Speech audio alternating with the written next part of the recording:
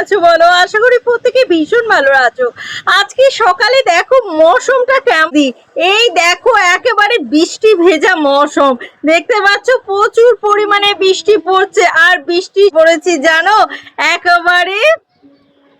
এই দেখো, দাঁড়াও দাঁড়াও দাঁড়াও দাঁড়াও দাঁড়াও তোমাদেরকে ব্যাক ক্যামেরা করে দেখায়, তাহলে তোমরা এই দেখো, দেখেছো পকোড়া, পেঁয়াজ আর মুড়ি, গরম গরম পকোড়ার সাথে মুড়ি নিয়ে এই বৃষ্টির দিনে বসে পড়ে, অপূর্ব স্বাদের খেতে হয় এই বৃষ্টির সময়। তোমরা কে কে এরকম করে বৃষ্টির স্বাদটা উপভোগ করো অবশ্যই আমাকে কিন্তু কমেন্ট করে জানাতে কিন্তু কেউ ভুলবে না। তো চলো আজকে সারা দিনটা কেমন করে কাটাচ্ছি তোমাদের সাথে আমি অবশ্যই কিন্তু আমি শেয়ার করব, আর তার সাথে থাকছে আরো ভালো ভালো টপিক। তো চলো। নমস্কার সবাইকে। আজকের ভিডিওটা একদম সাদামাটা, কোনো বিশেষ আয়োজন নেই, নেই কোথাও ঘুরতে যাওয়ার প্ল্যান, শুধু এক কাপ গরম চা আর আপনাদের সাথে একটু মন খুলে আড্ডা।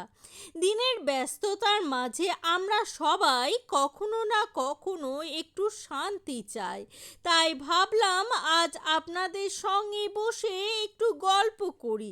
জীবনে ছোট ছোট অনেক কাজ থাকে, অনেক কথা থাকে, অনেক গল্প থাকে, যে কথাগুলো থাকে ভালো লাগার, যে কথাগুলো থাকে আমাদের মন্দ লাগার, কিছু পুরনো স্মৃতি। আর হয়তো আপনাদের এই কথাগুলোই আমি আজকে শোনাবো।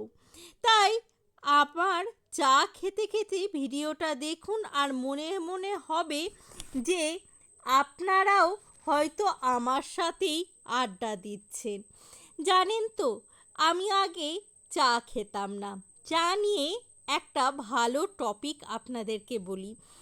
একদিন ছোটবেলায় আমি খুব চা খাওয়ার বাহানা করছিলাম, ভীষণ পরিমাণে বাহানা করছিলাম, কিন্তু ছোটবেলায় তো চা খাওয়াটা একদমই আমাদের লিভারের পক্ষে ভালো নয়, সেটা আমার মা জানতো।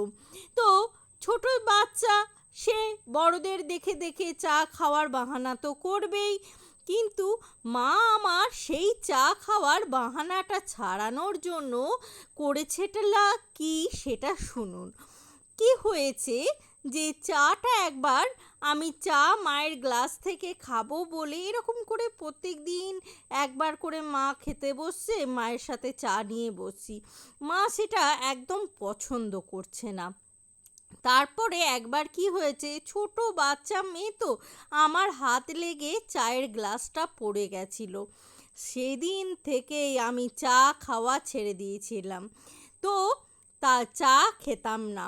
এই বড় বয়সে যখন শরীরে এফেক্ট হলো, এখন আমি যে চাটা খাচ্ছি সেটা কিন্তু নর্মাল চা না, সেটা কিন্তু শরীরের জন্য যেটা ভালো সেই চাই খাচ্ছি। কিন্তু তো যাই হোক না কেন, সেদিনের পর থেকে আর কিন্তু বড় অবস্থা অবধি খাইনি, এখন খাচ্ছি।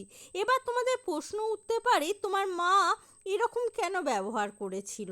তার কারণ মা কঠোরভাবে বোঝাতে চেয়েছিল যে বাচ্চাদের লিভারের পক্ষে চা ভালো নয়। ভালোবেসে বুঝিয়ে যখন পারছিল না, তখন মা কঠোর হয়েছিল। এখনকার দিনে দেখুন না, বাচ্চাদেরকে শাসন করাটাই মা বাবারা ভুলে গেছে, সেই জন্য বাচ্চারা উচ্চিংড়ে হয়ে যাচ্ছে, তারা একটা ভালো শিক্ষায় শিক্ষিত হচ্ছে না। কিন্তু আমাদের সময় মা বাবারা শাসন করত, তাই আমরা যথেষ্ট পরিমাণে কিন্তু সুশিক্ষায় শিক্ষিত হয়েছি, গুরুজনদেরকে সম্মান করতে শিখেছি। তো এই ছিল আজকের আমার গল্প। আপনাদের কেমন লাগলো অবশ্যই আমাকে জানাবে। আপনাদের সাথে এই সমস্ত ক্ষুদ্র ক্ষুদ্র বিষয় ভিডিওগুলো আমি ভিডিওর মাধ্যমে শেয়ার করে নিলে আমার ভীষণ ভালো লাগে, আর মনে হয় যেন আমি আমার মনের কথাগুলো কাউকে না কাউকে বলে শান্তি পাচ্ছি। আপনাদের কেমন লাগলো অবশ্যই জানাবেন। আপনাদের কি মতে বলে আগেকার দিনের সুশাসনটাই কি উচিত ছিল, নাকি এখনকার দিনের যে শাসনহীনতা এটাই সঠিক? কোনটা ঠিক অবশ্যই আপনারা কমেন্ট করে জানাতে একদম ভুলবেন না।